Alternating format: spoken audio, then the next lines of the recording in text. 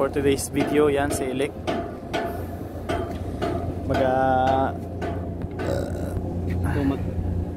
Tanggal natin para i-recondition natin. Recondition.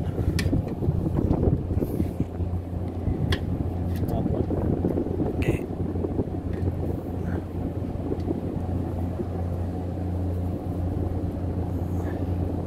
Ito ay searchlight ito. Searchlight ng aming bangka. Hindi gumana kaya kailangang i-check up. Yan. Wala na yung bulb niyan. Grabe pala yung ano niya, lente.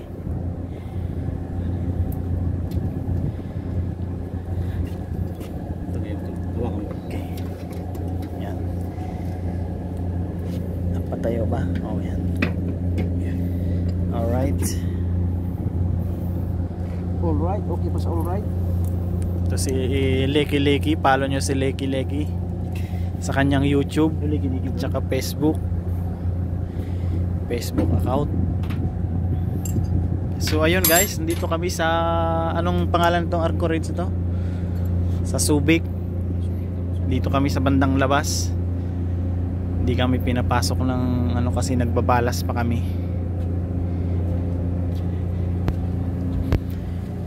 Ayan, nagbabalas kami. Ibig sabihin ng balas, yung laman ng aming double bottom seawater. Yun yung nagbibigay ng balanse sa barko kapag empty yung aming COT. Tapos yan, kailangang dibalas. Ibig sabihin nun, kailangang ilabas, itapon yung seawater galing sa double bottom. So yun lang guys. Sige. At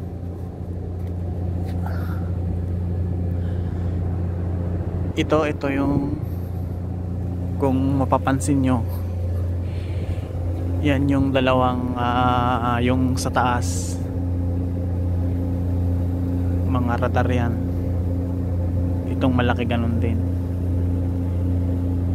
Kung sa cellphone ay tracker ang tawag doon, GPS. Ito yung pinaka GPS ng barko. Yun guys.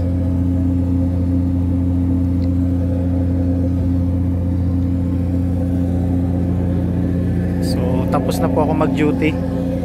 Duty ko kasi is 4-8. Yan. Mainit dito guys.